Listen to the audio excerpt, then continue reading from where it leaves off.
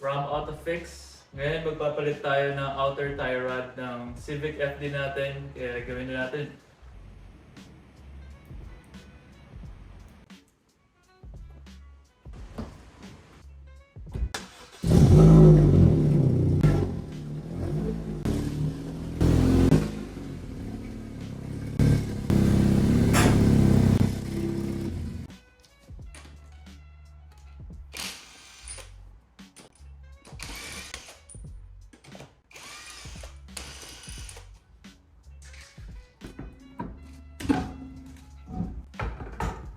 Okay.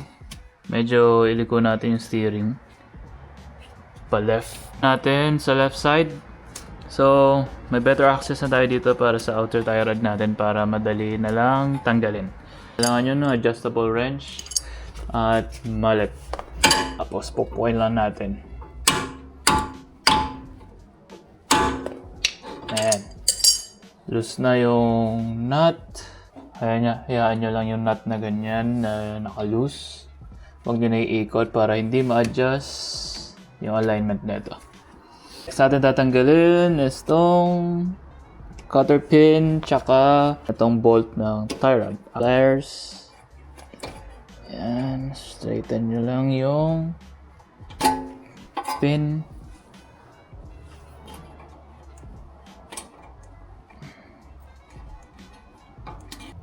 Hilahin nyo lang dito sa likod. Ayan, natanggal na natin. Next natin itong nut. Size na to is 19mm. Gamit tayong pack wrench. Okay. Kailangan lang natin ng hammer para matanggal to. Ngayon. Make sure nyo lang na hindi nyo gagalawin na tong nut na to. Para hindi masyadong magalaw yung alignment niya. After nyo palitan itong outer tie rod, pa-align kayo sa mga auto shops or trusted mechanics nyo. Ikot lang natin. Yung iba, binibilang yung turns na ito. Pero ngayon, hindi na natin gagawin yun kasi hindi ko naman ginalaw tong nut na to.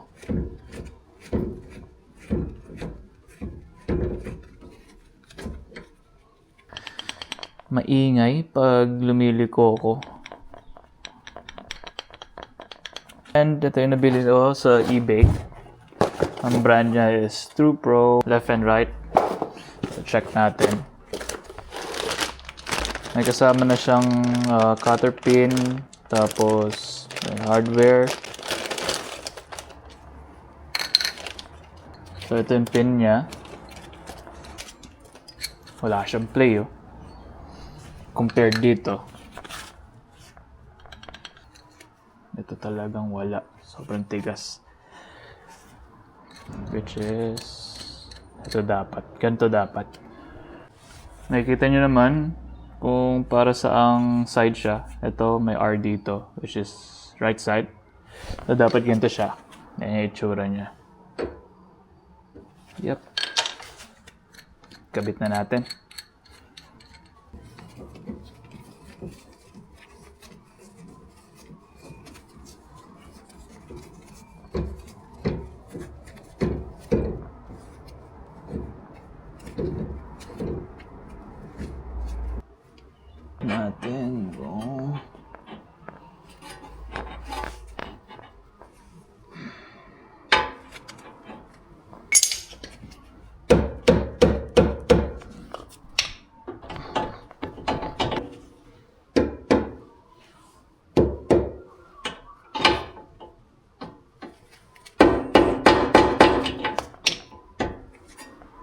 Kabit na natin tong nut.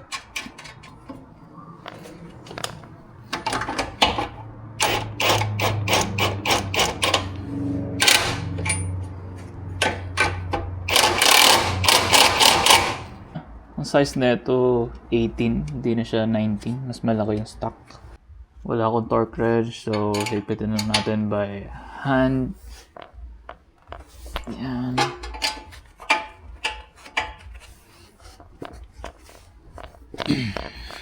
Ito yung pin. Kabit natin ito.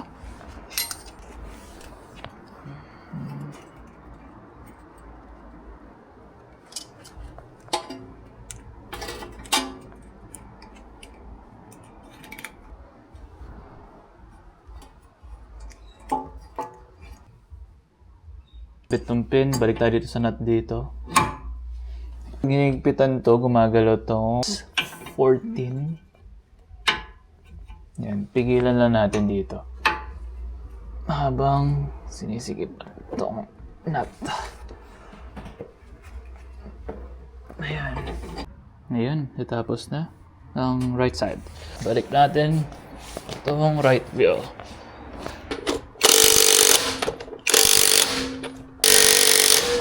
Tayo ngayon sa left side.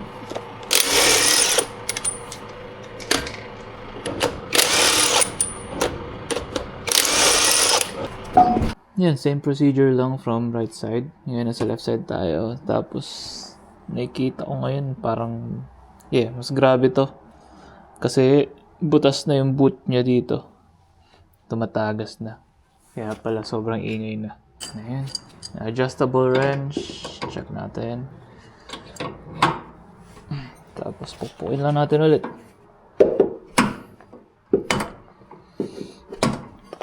Yun. Yan na. Nag-loosen na. Balik lang natin, pero wag masyado maigpit. Next natin itong nut.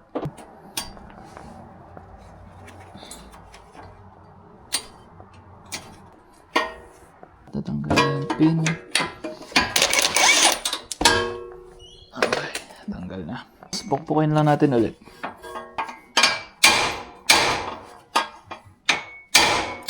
Medyo maigpit to ah. Siguro masyado nang yumakot yung tie rod end kasi putas na tong boot niya eh. So yakap na siya dito sa knuckle. Medyo nahirapan ako doon. Tanggal rin. Hilang pukpok. Grabe. Sobrang higpit niya. Masyado na siyang yumakap sa dito sa knuckle. Kaya grabe yung play oh. Ito, laki ng butas oh. Compare lang ulit natin sa bago. Nakabit na natin ulit.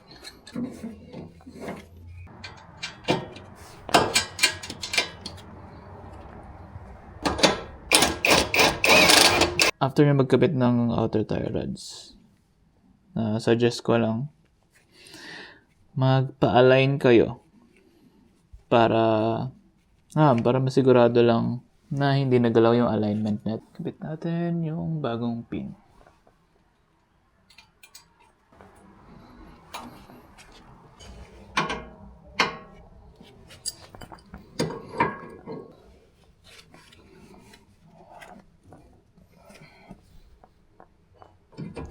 Size 14 pala ito. Para dito. Para hindi siya lumaban. Balik na natin yung wheels. Yan.